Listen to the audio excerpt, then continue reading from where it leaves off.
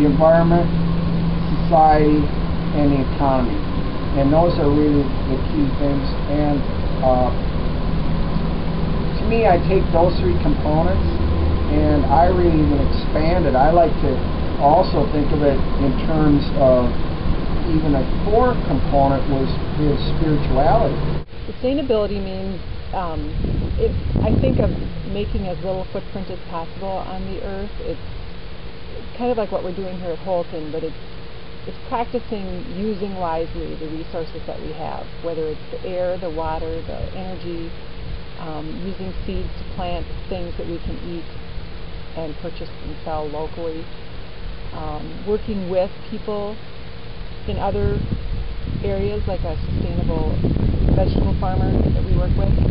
That's another way that my family practices. We buy our vegetables from a sustainable agricultural farm. And it's doing what you can and always being aware of better gas mileage in your vehicle, turning off lights, keeping the heat at a low and the air conditioning at a high, those kinds of things. You asked me what sustainability means to me. That is a personal question to answer, or answer to the question. Everybody has their own opinion. And to me, it is really simply thinking about what we do in our everyday lives and how much the environment and our economy and really the population can sustain those kinds of practices. So we look at things that are not only can be sustained, but things that improve our environment and our economic situation, so people have livelihoods, jobs, and a good and well-maintained environment to live in and play in. So to me, it's really thinking about what we do in our everyday lives to contribute to continuing the good life that we have. In my mind, sustainability means that in terms of communities, it means that you're living in a community where you appreciate everything that you have there that makes the community a nice place to live, and that you're able to contribute to that in a way that cause those things, those be it businesses, organizations, institutions, to be able to endure, so that they can exist in the community without having to be replaced by organizations and businesses that might be owned and operated outside of the community. So in a nutshell, it's you have what you need in that community, and what you need is able to make it go. My nickname was Solar back in college, and I continue to be a very passionate person with solar energy, with renewable energy, and energy conservation is the most important aspect of that whole thing. So for instance, right now, not many people in the United States are employing nighttime insulation on windows. These hurricane shutters are very, very effective, cost effective. They help you during storms. They help reduce your window washing costs. We put them down in the summer when the space isn't used to keep the house cool. And in the wintertime, we flip-flop that and we keep them down on the long summer nights. And then in the day, it's open. We collect the solar energy inside the house, and to really make the comfort and quality of life in the house goes way up. They're a tremendous asset to the house, as well as, for instance, on this lower level, they provide quite a security barrier. So if we're on vacation or something away from the house, there's a security component as well. So the shutters is a simple example of how to create value. I also, besides solar, we burn a lot of wood. The whole house is on a renewable energy system. We employ a photovoltaic fan in the attic. You know, when you think about going and shopping in, let's talk about a big box store. And obviously there's times when you have to, But when I shop at a store, I think about where's my dollar, 20 or 100 eventually going to end up. When you buy locally, the likelihood that most of that money will stay within your community. When you buy in a store that's not owned locally, that's in your community, but the owners maybe who knows where in the state or the country, your money, some of it stays, but a lot of it has to leave. It has to leave because the management of the company needs to make money.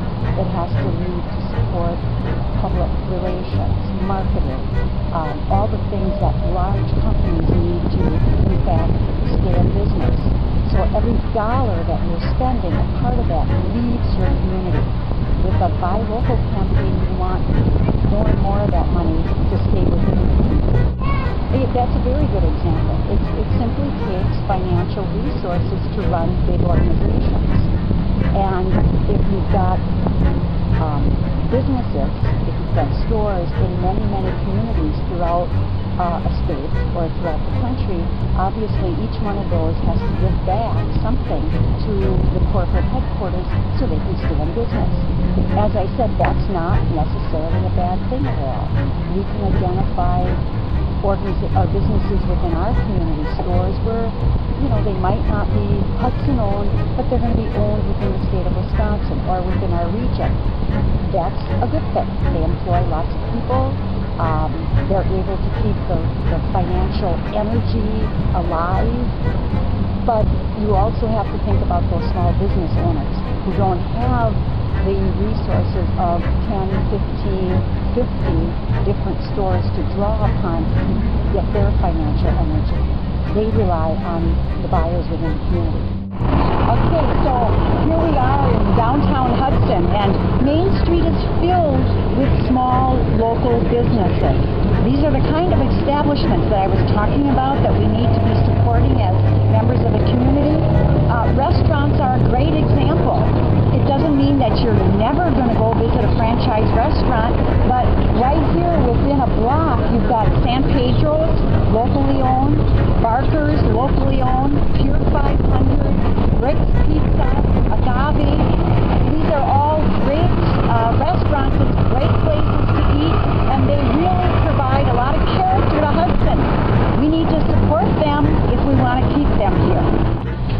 So here we are, even our local computer shop, where we can come and buy PCs, and in fact, Greg even sells Apple computers. So big name products, but that are being sold by a local business, doing more than just being a resource to fix and work on your computer, actually selling products. Why don't you go inside and let's see Greg there and the about being a small business owner. Hi, I'm Greg Telejohn, owner of Mac Experts and Digital Garage in downtown Hudson. Important? Yeah, it is. A lot of people want to buy local nowadays and appreciate having an Apple store in Hudson. They don't have to drive over to the big box stores or Mall of America, hassle with the parking, and walk 16 blocks from the parking ramp to the store. You can park right in front of the door right here.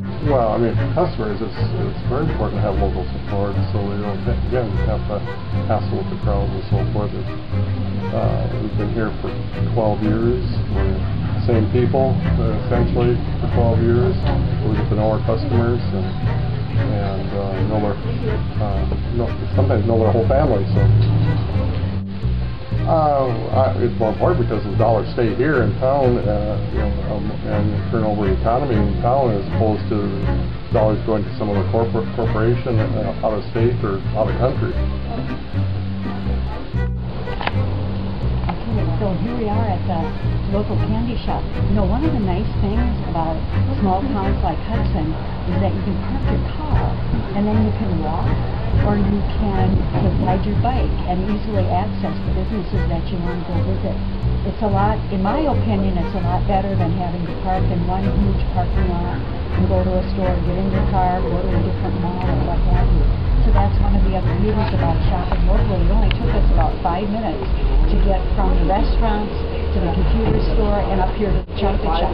Let's go in and see what they have. Okay, so now we're inside the local candy shop. This is rapidly becoming a favorite in Hudson. They make everything here. They even make those delicious waffle cones are made right here in the shop. Again, the number of people who are employed, they're employed locally. The monies and profits are within our communities. Yeah, it's just a great asset and another reason why people in Hudson should be shopping locally. We want this store to stay here. 3 in the Hudson School District stands for Reduce, Reuse, Recycle, and our mission is to educate, motivate, and practice reducing, recycling, and reusing every day, everywhere, and everything.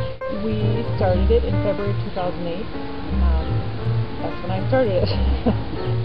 Actually, I had shared a couple of observations with our superintendent about paper waste in our district, and had asked questions about recycling and what was available to us, and she suggested that I start recycling committee.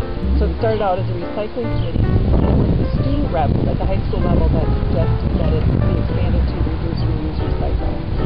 I like that notion, so we changed it to R3. We meet monthly, and when I say we, I mean representatives from every building in the district and every level. So we have administrators, teachers, support staff, parent volunteers, students in this committee that meets monthly.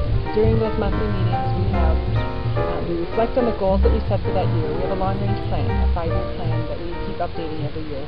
And then we reflect on the goals, what progress are we making in the area of educating, practicing, or motivating people to be more aware of sustainable practices. And an example of some of the things that we have done is to heighten the awareness of paper use in our district and reduce the consumption of paper, whether it's by sharing tips about how to be more frugal with our paper, or we might also share ideas with green tips on a monthly basis with the whole staff that tells them how to save water, how to save energy. And then another example of what we've done to educate, we brought in an author, Hudson, a Green Wise Kid. She visited each of our elementary buildings, all 6 elementary, to share her book that she had written to encourage kids to be more sustainable. And another example would be we took a tour of the Materials Processing Center in Mendota Heights to learn more about how electronics are recycled. And we co-hosted with Restore and Nourishment and e-waste events 2 years in a row now for the district. It means in all areas of my life, what am I doing to reduce, reuse, and recycle?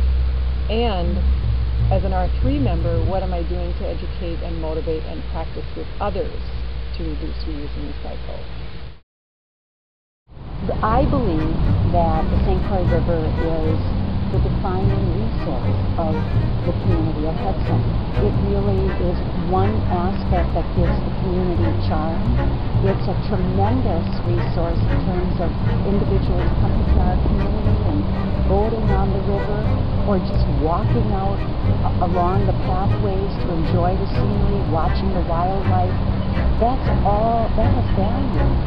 And so the more that we think about how it is that we can keep the river, the St. Croix River, in a manageable, lovely, pristine state, it's like we're putting money in the bank. I hope that you're going to see communities up and down the St. Croix, from the headwaters down to where it flows into the Mississippi River at Prescott. I hope you're going to see those communities coming together, thinking about themselves as one organization, one unit, who bonded by this common riverway, and that they're going to begin to create policies that will advocate for keeping the river as natural state as they can, so that it will be enjoyed by not only inhabitants of communities up and down the river, but visitors as well. And they're starting to do that already, and they have for a long time, but that needs to actually be a movement of sustainment. Actually, there's any number of organizations that are employing the St. Croix River Association, whose mission it is to do exactly what I just said. And so to the extent that communities and members within communities support those organizations and those efforts, it's only going to further that work. The St. Croix River is managed by the National Park Service, located up in St. Croix Falls. One of the best things that community members can do is go up there, take your families up there, visit the visitor center, and kind of not only enjoy yourself the enrichment of learning about the river, but open up that information to friends and family as well. Certainly the Mississippi River obviously is huge, and in many ways the health of the St. Croix and the health of the upper Mississippi River really go hand in hand. When you learn to respect a resource like the St. Croix River, I believe you're going to learn that you respect the Apple River. You're going to learn that you respect the Kinnickinnic River that runs through River Falls, eventually into the St. Croix, one of the premier trout fishing rivers, I'm told, in this area of the country. So by respecting the resource that's within your own backyard, you in fact learn that there's respect to be had by the other rivers that are in the watershed. I work for the Minnesota Department of Natural Resources, and I run a statewide program called Urban and Community Forestry. So we work with communities across Minnesota to help them either establish tree care programs or improve the programs that they have. We certify tree inspectors there. We bring all sorts of good information to these communities to help build the local capacity for different towns across the state to care for those trees. One of the things I like to do is to help this community. We helped start a tree board here in Hudson. And the tree board applied for and got a nice grant from the DNR in Wisconsin. Was able to hire a consultant to do an inventory of the trees, the public trees, in our parks and along streets, so that we can understand what tree resource we have and what its needs were. And one of the things identified was to pay attention to the older trees, that some of which need to come down.